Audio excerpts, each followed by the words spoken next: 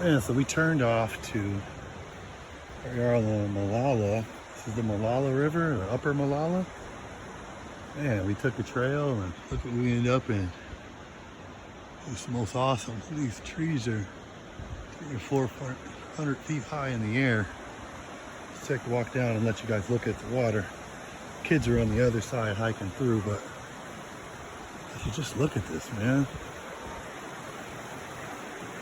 So there's a clearing for a little daytime camp, picnic. This is the neatest though. You could just toss your lure in there. I just tossed mine in a few minutes ago. We didn't really get any bites, so we're gonna hit another spot, but look at this.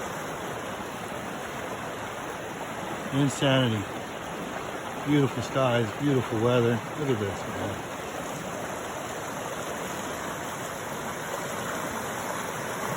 Unspoiled beauty. Absolutely unspoiled beauty. Look at this.